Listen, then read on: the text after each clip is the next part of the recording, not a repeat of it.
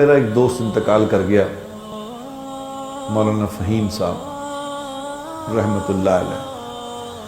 64-65 سال کی اس کی عمر تھی۔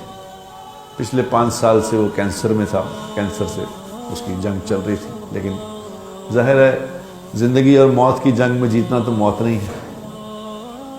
یہ وہ پلیئر ہے جو کبھی نہیں ہارتا، سب ہار جائیں گے، یہ نہیں ہارے گا۔ تو بہرحال موت جیت گئی، فہیم ہار گیا۔ لیکن کل اس کا جنازہ تھا، ایک گھر میں مسجد میں جنازہ کیا، پھر کیونکہ وہ ساری زندگی رائے گنج میں رہا، اپنی ساری جوانی اس نے ساری جوانی اللہ کے نام پہ لگا دی۔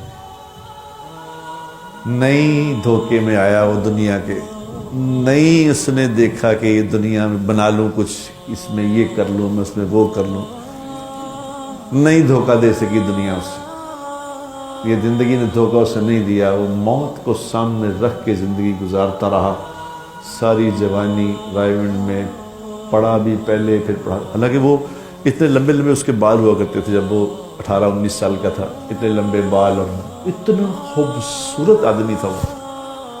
میں اسے دیکھ کے کہا کرتا تھا، یار ایڈے سونے مولوی نہیں ہوتے، اتنے سونے تو اداکار ہوتے ہیں، لیکن اتنا حسین آدمی تھا، اتنا حسین آدمی تھا۔ چہرہ اس کا برف کی طرح تھا، سفید داڑھی اس کی، اور خوبصورت، اور گفتگو اس کی۔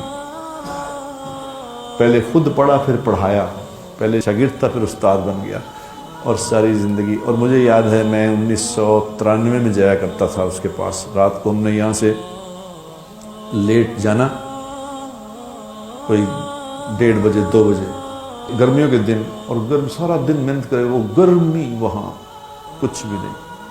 اب سوچو جون جولائی کی گرمی، اور صرف پنکھا، صرف پنکھا۔ حالانکہ اس کے پاس پیسے تھے، اپنے گھروں میں ایئر کنڈیشن لگے ہوئے تھے، وہ ہاں گرمی میں وہاں۔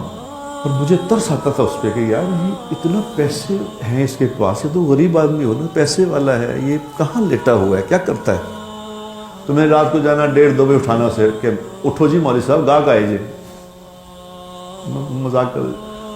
کبھی ماتھے پہ بل نہیں آیا کہ سارے دن کی ہم محنت کر کے سوئیں، تم لوگ آ گئے ہو۔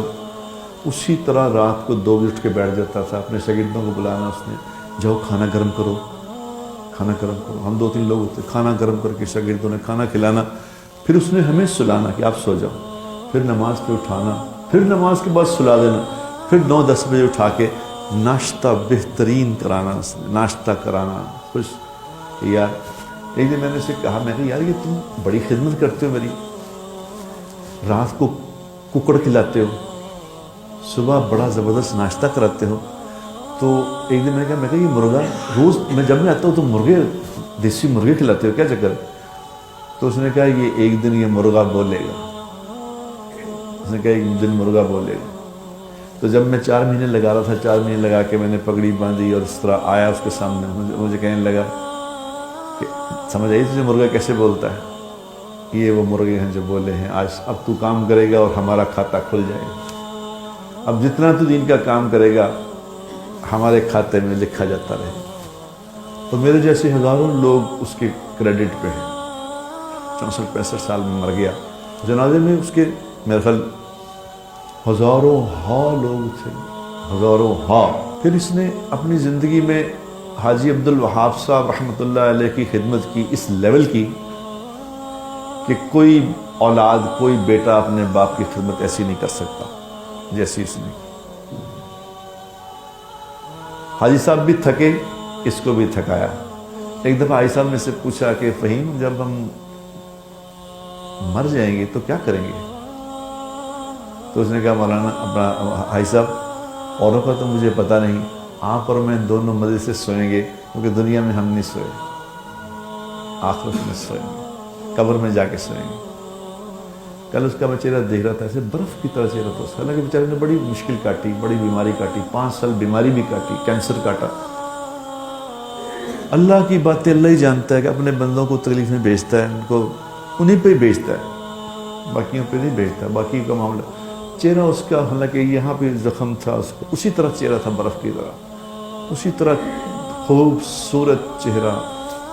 میں اس کو دیکھ کے چہرہ جب اس کا دیکھا تو میں نے کہا فہیم جب تیری زندگی کا مسئلہ مسئلہ دکھڑے کٹ گئے، اب تجھے کبھی دکھ نہیں آئے گا،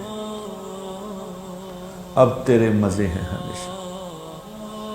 وہ شخص تھا، وہ ایسا انسان تھا جس کے بارے میں حضور اکرم صلی اللہ علیہ وسلم کے فرمان کا مفہوم ہے کہ وہ ہے ایمان والا جس کو دیکھ کے اللہ یاد آئے۔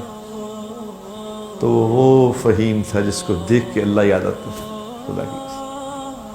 4 دن پہلے وہ میں اسپتال میں گیا تو وہ اس کو وینٹیلیٹر سے ہٹایا تھا تو اس کو آکسیجن لگی ہوئی تھی، تو میں نے اس کو دیکھا تو اس نے آنکھیں کھول دی، بول نہیں سکتا تھا، لیکن میں نے اسے کہا، میں کہ میری بات سن رہے ہو فہیم؟ اس نے کہا سن رہا، ایسے آنکھوں اشارہ کیا۔ میں کہا دیکھ تو ہمارا استاد ہے، فٹافٹ نہ جائیں نا، ابھی تیرے سے بڑا اللہ نے کام کرانا ہے تو دھیان کریں۔ آنکھوں سے ایسے نا ہنسنے لگا، آنکھوں سے، کہ جیسے وہ کہہ رہا ہو کہ میرے اختیار میں کہاں ہے یہ بات، کاش میرے اختیار میں ہوتا میں نہ جاتا، مگر یہ میرے اختیار کی بات نہیں۔ لیکن میں سنانا مجھے بات اس کو یہ اس لیے یاد آ گیا کہ وہ زندگی تو 64-65 سال کی اس کی گزر گئی، لیکن اب ہمیشہ کی عیاشی شروع ہو چکی ہے۔ کل سے اس کی عیاشی شروع ہوگی۔ وہیں اس کو قبر ملی ہے رائے ونڈ میں، وہاں جہاں حاجی عبدالوہاب صاحب دفن ہوئے ہیں، وہیں اس کی ساتھ ہی اس کی بھی قبر بن گئی۔ ساری زندگی حاجی صاحب کے ساتھ رہا، قبر بھی وہیں بن گئی۔